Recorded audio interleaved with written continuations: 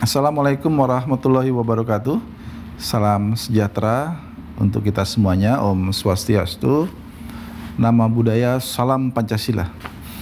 Terima kasih atas kesempatan yang diberikan kepada saya selaku Kepala Badan Nasional Penanggulangan Terorisme untuk dapat memberikan sharing kepada mahasiswa-mahasiswi baru yang akan melaksanakan kegiatan program pengenalan kehidupan kampus bagi mahasiswa baru atau kegiatan PPKMB secara online untuk tahun akademik 2021-2022. Pada kesempatan ini saya akan membahas mengenai tema yang diberikan, yaitu tentang pencegahan dan penanggulangan intoleransi, radikalisme, dan terorisme.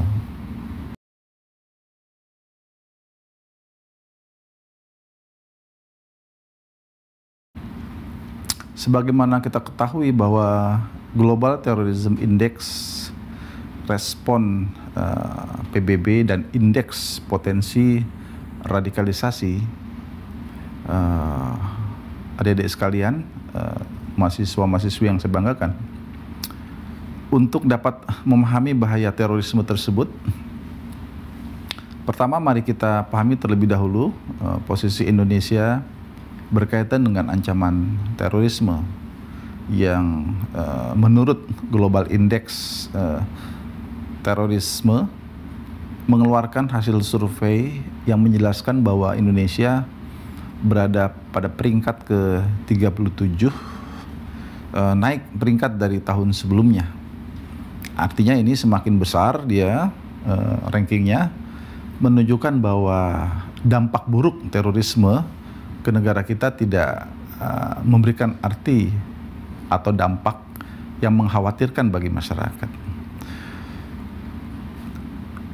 Kategori medium tentunya dengan ranking tersebut dapat dimaknai dari posisi Indonesia pada tingkat dunia.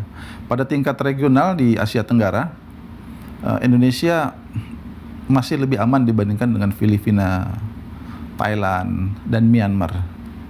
Hal ini sejalan dengan survei yang dilaksanakan oleh BNPT juga, yang bekerja sama dengan Alfara Research dan Nazaruddin Umar Foundation, yang menyatakan bahwa tren potensi radikalisme di Indonesia menurun dari tahun 2017 sebesar 55,2%. Jadi masuk dalam kategori sedang, dan tahun 2019 sebesar 38,4%. Kategorinya rendah dan menjadi 14% di tahun 2020 yang lalu. Jadi kategori sangat rendah. Dengan demikian disimpulkan bahwa saat ini tren potensi radikalisme cenderung mengalami penurunan. Namun secara global kita harus selalu waspada karena banyak penyebaran paham radikal terorisme yang dilakukan melalui online.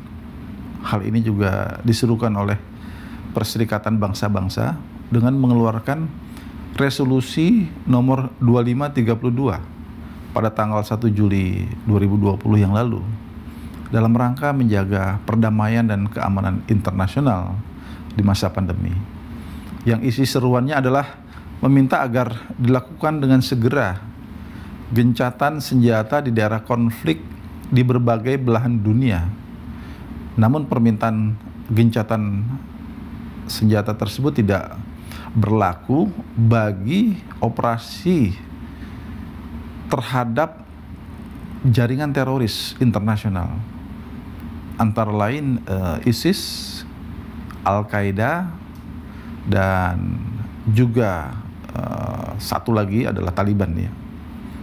Hal ini menunjukkan bahwa upaya pemberantasan terorisme internasional tetap dijalankan walaupun sedang menghadapi pandemi.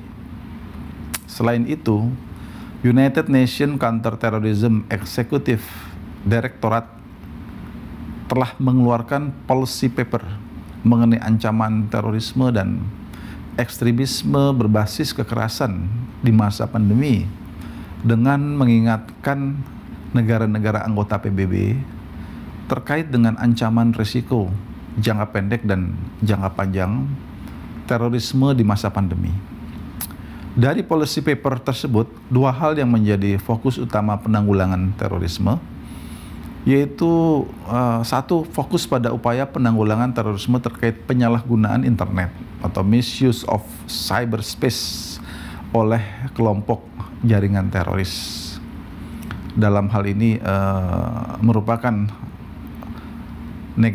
naratif yang dikumandangkan, disebarluaskan oleh jaringan teroris. Jadi ini sebuah propaganda. Upaya negara untuk menangani kekecewaan di masyarakat yang dapat menjadi pemicu radikal terorisme dengan fokus utama pencegahan dan pendekatan lunak atau soft approach. Komposisi penduduk dan penetrasi pengguna internet di Indonesia. Adik-adik mahasiswa yang saya banggakan, pada tahun 2021 ini Indonesia telah memasuki fase bonus demografi. Kita tahu bahwa fase bonus demografi ini bisa berlangsung sampai 2045 yang ditandai dengan jumlah penduduk usia produktif di rentang usia 15 sampai 64 tahun yang lebih besar dibandingkan dengan penduduk usia non produktif. Menurut sensus BPS tahun 2020, jumlah penduduk Indonesia saat ini didominasi oleh generasi Z, lahir pada kurun waktu tahun 1997 sampai 2012 dan generasi milenial, generasi sebelumnya, yaitu lahir pada tahun 1981 sampai dengan 1996. Jumlah generasi Z sendiri berdasarkan sensus hari ini berkisar di angka 74 juta jiwa, setara dengan 28% dari total populasi sementara. Generasi milenial mencapai 69 juta atau sekitar 26% dari total populasi kedua generasi ini. Merupakan kelompok yang tumbuh dan berkembang pada saat era digital. Jadi digital generation bisa disebut seperti itu, berkembang pesat sehingga sangat cepat beradaptasi dengan teknologi informasi. Semua kita sangat tergantung hari ini dengan sarana teknologi informasi yang kita miliki masing-masing. Oleh karena itu, kedua kelompok generasi ini menjadi penting dalam menggerakkan roda pembangunan nasional, sekaligus tentu kepada kelompok generasi ini adalah generasi pemuda-pemudi yang akan menjadi penentu bagi masa depan Indonesia. Namun demikian, kita dihadapkan pada sebuah tantangan di era digital pada tahun 2021 di mana penetrasi pengguna internet yang hari ini jumlahnya 202 juta pengguna di Indonesia atau sebanyak 73% dari total penduduk Indonesia yang berjumlah 274 juta jiwa. Pada aspek produktivitas, tentunya perkembangan era digital ini sangat membantu dalam menyelesaikan hambatan jarak dan waktu. Dunia menjadi global village, tetapi jika penggunaannya tidak dibekali dengan literasi yang baik, etika, pemahaman hukum yang baik, dan bijak dalam pemanfaatan informasi, tentu hal ini dapat menjadi ancaman yang dapat menimbulkan sebuah kondisi yang tidak baik, bahkan mengarah kepada konflik di antara sesama anak bangsa, sampai kepada terjadinya disintegrasi bangsa kita. Intoleransi, radikalisme, dan terorisme, memahami terorisme dari hulu, kita perlu mewaspadai tentunya berkaitan keberadaan dari kelompok intoleran yang memupuk tumbuh kembangnya radikalisme bagi para anggotanya hingga terlibat dengan kelompok teror. Dalam hal ini kelompok intoleran membangun fase radikalisasi yang dijabarkan ke dalam beberapa fase hingga terlibat pada kegiatan kekerasan atau bahkan mengarah kepada terorisme. Jika mengacu pada hal tersebut, maka kelompok intoleran ini tidaklah secara langsung terafiliasi dengan kelompok teror, namun membentuk dan mempersiapkan individu yang membangun keterikatan dengan ideologi tertentu hingga kemudian dapat menumbuhkan fase radikalisasi dan mengglorifikasi kegiatan-kegiatan yang dapat menjadi katalisator bagi individu untuk bergabung dengan kelompok jaringan teror. Melalui piramida model radikalisasi, Diego Muro menjabarkan kelompok-kelompok intoleran ini sebagai hulu yang akhirnya bermuara pada kelompok teror di hilir. Pada piramida tersebut, simpatisan memiliki jumlah yang lebih banyak daripada kelompok teror. Kelompok pendukung pada bagian tengah merupakan kelompok yang dapat dikatakan sebagai kelompok radikal, dan kelompok ini pola pergerakan organisasi dilaksanakan melalui beberapa tahapan. Di antaranya adalah cara 5 penyampaian dan pembingkaian gagasan kepada masyarakat dalam kegiatan yang disediakan sebagai sebuah framing, mobilisasi sumber gerakan, mobilizing, dan pengambilan keputusan atau decision making. Di Indonesia sendiri, kelompok intoleran, radikal, dan teror dapat dibedakan lebih detail sebagai berikut. Kelompok intoleran, kelompok ini memiliki 3 komponen, yaitu ketidakmampuan menahan diri untuk tidak menyukai individu atau pihak lain, sikap mencampuri dan atau menentang sikap atau keyakinan orang lain, dan dengan sengaja mengganggu kelompok orang lain. Kelompok intoleran dapat dipahami sebagai kelompok yang menghimpun komponen intoleransi tersebut. Diego Durgo menyebutkan bahwa pada tataran sympathizer, mereka setuju dengan penyebab yang menjadi landasan kelompok teror. Hanya saja mereka tidak menyetujui kekerasan yang dilakukan oleh para teroris. Jadi dia intoleran, tapi kekerasan yang dilakukan oleh jaringan teror, dia tidak menyukai hal tersebut. Kelompok radikal, kelompok ini ditandai dengan adanya tindakan kekerasan yang juga mendukung tindakan teror, baik secara material, finansial, dan juga support terhadap kelompok teror. Kelompok radikal memiliki peran penting dalam mendukung aktivitas teror. Pada kelompok ini, individu sudah pada fase radikalisasi dan menunggu adanya katalis event atau fenomena katalisator yang memantik individu sehingga akhirnya memutuskan untuk berbagi atau menggabungkan diri dengan kelompok teror. Jadi proses radikalisasi itulah yang tentunya kita sama-sama harus mewaspadai, terutama adalah para generasi muda. Oleh karena itu janganlah kita dengan mudah begitu percaya pemanfaatan atau informasi di dunia maya ini dengan menerima mentah-mentah begitu saja setiap informasi, apalagi ini berkaitan dengan ideologi kekerasan, terutama ideologi yang dikumandangkan, disampaikan oleh kelompok jaringan terorisme melalui dunia maya. Karena memang dengan angka jumlah yang signifikan dari generasi milenial dan generasi Z, sebagaimana yang saya uraikan tadi di atas, itu tentu menandai bahwa potensi pendukung terhadap jaringan teror ini sangat tinggi, terutama dari kalangan anak muda. Kelompok teror ditetapkan dengan mekanisme di negara kita ada satuan tugas yang disebut Satgas DTT-OT, Daftar Terduga Teroris dan Organisasi Teroris.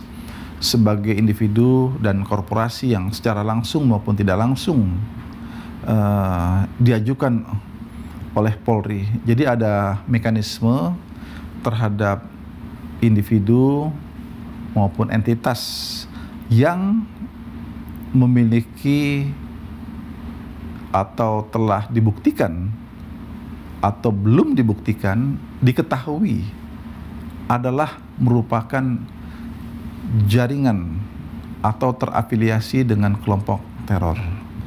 Nah, oleh karena itu setiap proses penegakan hukum yang dilakukan di negara kita, di mana negara kita hari ini memiliki Undang-Undang Nomor 5 tahun 2018 tentang pemberantasan tindak pidana terorisme sebagai pembaruan dari undang-undang sebelumnya, yaitu Undang-Undang Nomor 15 tahun 2003 yang merupakan penguatan dari peraturan sebelumnya, yaitu Perpu Nomor 1 tahun 2002 pasca terjadinya bom Bali pada tahun 2002 yang lalu.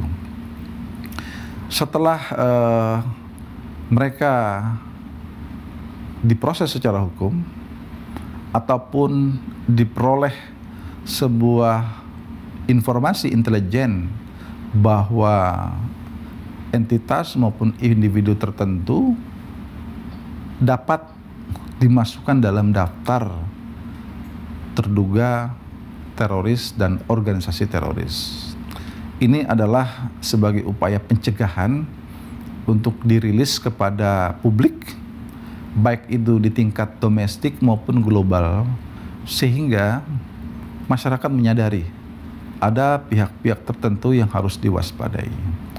Hari ini cukup banyak hasil dari proses penegakan hukum yang kemudian memasukkan entitas dan individu di dalam daftar terduga teroris dan organisasi teroris tersebut.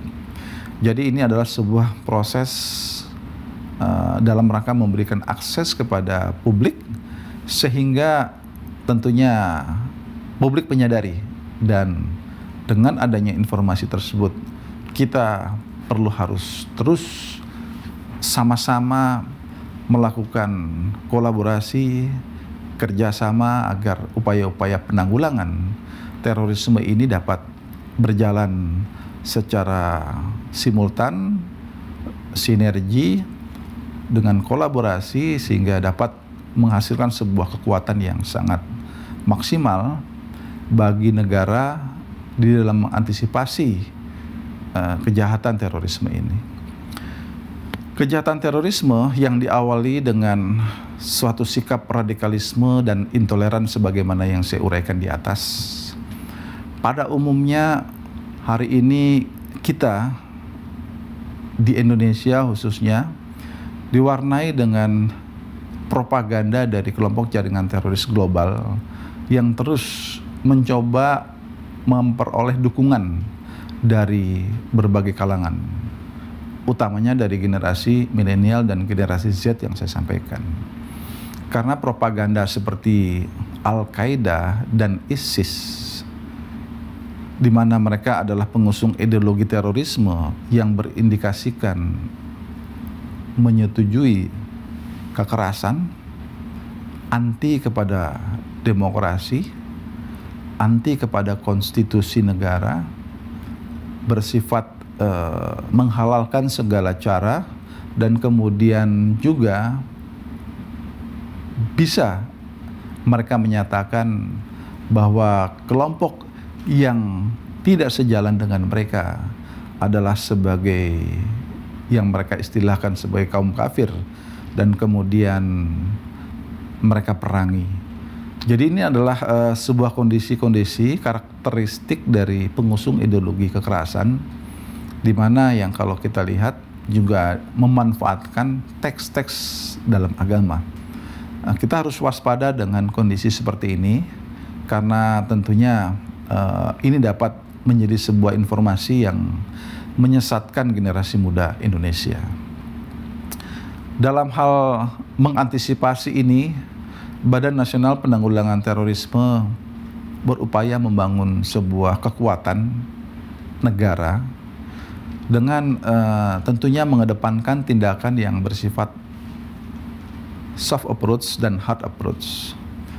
Yang bersifat soft approach tentunya kita harus membangun daya cegah dan daya tangkal masyarakat agar masyarakat kita memiliki kepedulian dalam melihat fenomena yang berkembang dalam masyarakat. Karena kita tahu bahwa mereka begitu masif menyebarluaskan paham-paham ideologi kekerasan ke dalam masyarakat, maka tentu masyarakat harus dapat diberikan informasi yang cukup. Nah, dalam hal inilah sebagai upaya pencegahan kita terus dengan melakukan langkah-langkah kesiapsiagaan nasional, antara lain dengan memberikan sebuah pemahaman dan kemudian diskusi di antara warga masyarakat, sehingga warga masyarakat dapat menyadari bahwa mana hal-hal yang membahayakan dirinya, mana hal-hal yang harus diwaspadai dan kemudian harus dihindari. Karena kita tahu bahwa ketika masyarakat telah bergabung, anak-anak muda bergabung, maka sulit bagi mereka untuk bisa keluar dari kelompok itu.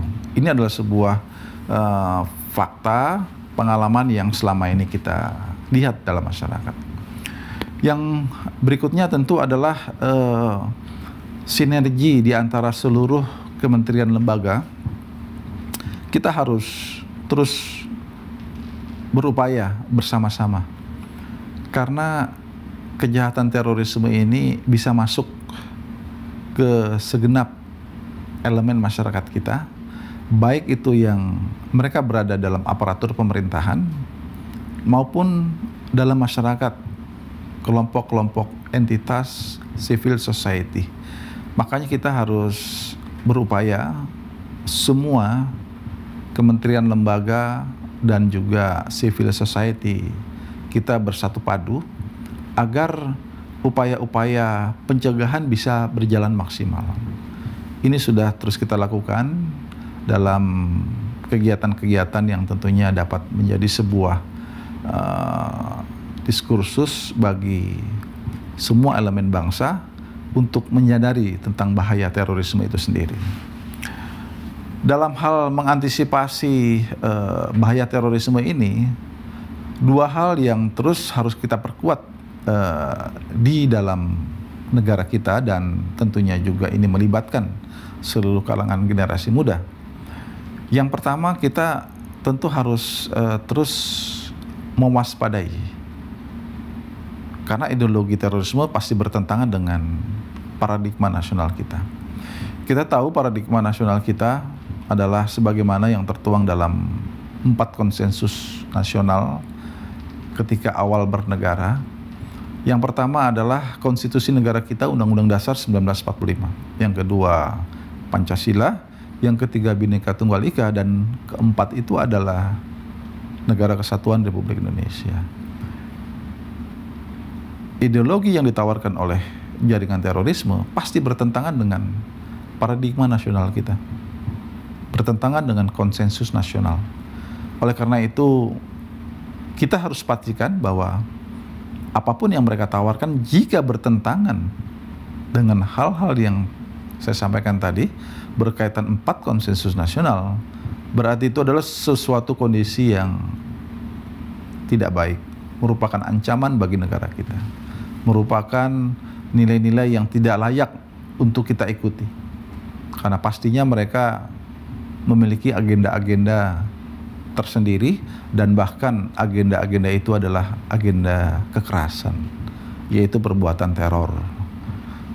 Kemudian dengan penguatan nilai-nilai kebangsaan, kita berharap bahwa semua generasi muda, termasuk generasi Z, generasi milenial, adalah generasi yang juga memahami tentang bangsanya sendiri. Kalau kita tidak menyadari tentang bangsa kita, maka ini adalah sesuatu yang membahayakan. Maka bukan tidak mungkin kita menjadi generasi yang disorientasi.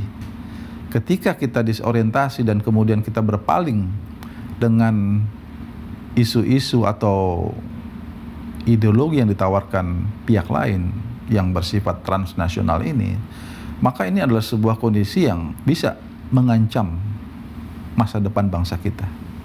Oleh karena itu, kepada seluruh generasi muda, mahasiswa, mahasiswi termasuk di dalamnya, kita harus waspada dengan kondisi-kondisi penyampaian ideologi-ideologi yang tidak sejalan dengan paradigma nasional kita.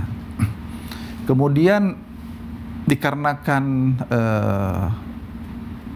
jaringan teror ini sering sekali, acap kali istilahnya, menggunakan teks agama di dalam propagandanya, maka kita harus senantiasa melakukan penguatan moderasi beragama. Nah, moderasi beragama ini tentu kita sebagai negara yang berdasarkan Pancasila, kita sangat mengedepankan sikap toleransi, sikap saling hormat menghormati di antara pemeluk agama lainnya, tidak mempertentangkan perbedaan agama di antara warga negara, bisa hidup berdampingan secara damai satu sama lainnya dan menghormati segala bentuk keyakinan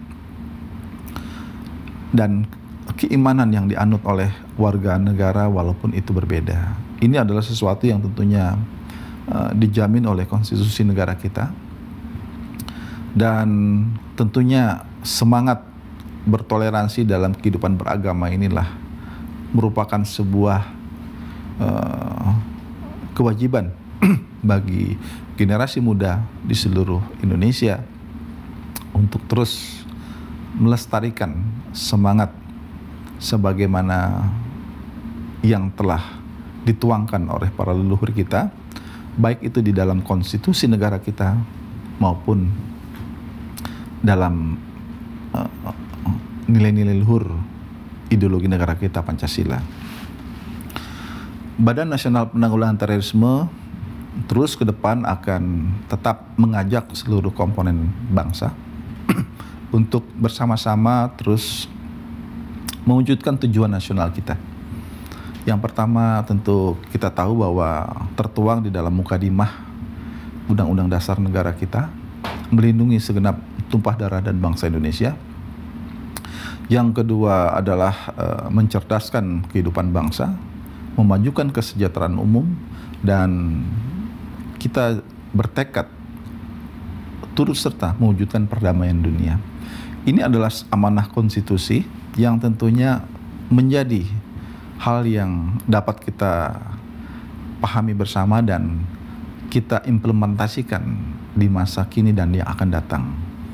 Itulah tentunya sebagai modal dasar kita sebagai bangsa Indonesia, yang tentunya apabila kita yakini nilai-nilai luhur tersebut akan menjadi modal besar bagi kita bangsa Indonesia untuk terus bergerak maju menjadi bangsa yang hebat, bangsa yang maju, bangsa yang tentunya memiliki karakteristik nilai budaya luhur bangsa kita, di mana kita memiliki semangat untuk hidup berdampingan secara damai, bergotong royong, tentunya untuk mewujudkan Indonesia yang harmoni. Ini adalah merupakan sebuah tanggung jawab bersama, terutama tentu kepada seluruh kalangan generasi muda. Hendaklah terus kita waspada dengan segala bentuk nilai-nilai yang tidak sejalan dengan nilai-nilai luhur bangsa kita, dan kemudian tetaplah terus bertekad untuk menjadikan bangsa Indonesia menjadi bangsa yang hebat. Mahasiswa, mahasiswi berperan sangat besar di dalam mewujudkan masa depan Indonesia yang lebih hebat. Tentunya Indonesia juga berada di tangan mahasiswa-mahasiswi semuanya di masa yang akan datang.